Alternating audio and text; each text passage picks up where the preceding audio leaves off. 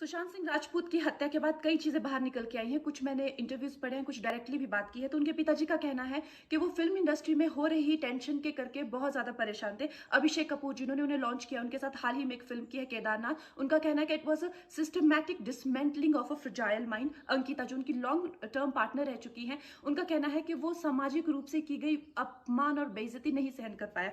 तो अब मैं आपको बताऊंगी कि मूवी माफिया ने ना कि सिर्फ उनको बैन किया था, सिस्टमैटिक डिसमेंटलिंग, कैसे कतरा कतरा करके उनका दिमाग तोड़ा गया है, उनको मारा गया है।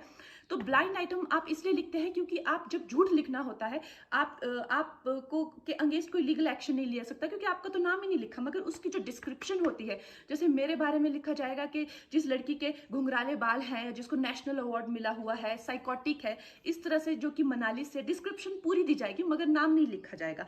23 अगस्त 2017 को बॉलीवुड लाइव सुशांत के बारे में लिखता है कि वो जब भी सेक्स करता है तो सिर्फ अपने ही गाने सुनता है, वो सबसे बड़ा नार्सिसिस्ट है। 16 दिसंबर 2016 में मुंबई मिरर लिखता है कि सुशांत एक ट्रक ड्राइवर की तरह लगता है। 22 फरवरी 2019 को मुंबई मिरर लिखता है कि पार्टी में तमाशा करने के बाद सुशांत ने कांच की बोतल एक डायरेक्टर के सर पे दे मारी। 18 अक्टूबर 2018 को डीएनए लिखता है कि सुशांत ने अपने को एक्टर का रेप किया और वो मीटू के चलते अब जेल जा सकता है। और ऐसी न जाने कितने अनगिनत झूठ।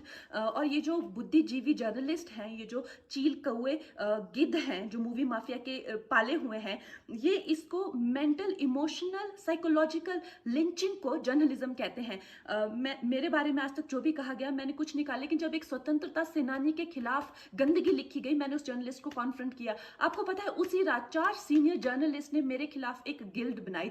ऐलान किया गया कि इसकी फिल्म को बैन किया जाए, फ्लॉप किया जाए। आपको पता है, 3000 जर्नलिस्ट गैंग अप होते हैं एक अकेली लड़की पर, उसकी इमोशनल लिंचिंग करते हैं सरेआम, और ये समाज कुछ नहीं कहता, कानून कुछ नहीं कहता है। मैंने उन पे केस करने की कोशिश की, मगर 1 महीने बाद वो गायब हो गए। मेरी फिल्म रिलीज हुई, गायब हो गए। तो मेरा कहने का मतलब ये है कि अगर ये समाज जिस अन्याय की बुनियाद पर खड़ा है और कभी आवाज नहीं, आप ये पढ़ते हैं, चटकारे लेते हैं, कभी आपने सोचा है कि कभी नेपो किड्स के बारे में ये क्यों नहीं लिखा?